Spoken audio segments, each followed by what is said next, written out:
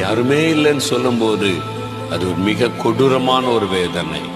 அவன் சொல்றான் பாருங்க, எனக்கு யாருமே இல்லையே, nobody to love me, எனக்கு யாருமே இல்லை. ஒருவேளை நீங்க அப்படி இருக்கலாம், எனக்கு யாருமே இல்லை. கணவர் அன்பா பேச மாட்டார், மனைவி பேசுறது இல்லை, அப்பா அம்மா தனியா உட்கார்ந்து இருக்கிறேன், ஏதோ இந்த ஜெபத்துக்கு வர்றதுதான் கொஞ்சம் நிம்மதியா இருக்குது.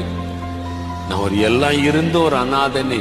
உங்களுடைய உள்ளம் காயப்பட்டிருக்கலாம், உங்களுடைய இருதயத்துல ஒரு வருத்தம் இருக்கலாம். இயேசு வந்து கேட்கிறார், எனக்கு யாருமே இல்லை நீ நினைக்கிறியா?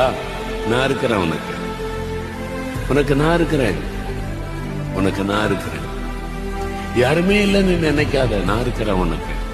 யார் இருக்கிறா எனக்காக பேச, எனக்காக விசாரிக்க, எனக்காக அன்பு காட்ட யார் இருக்கிறான்னு நினைக்கும் போது இயேசு சொல்லுவார், நான் இருக்கிறேன், உனக்கு நான் இருக்கிறேன்.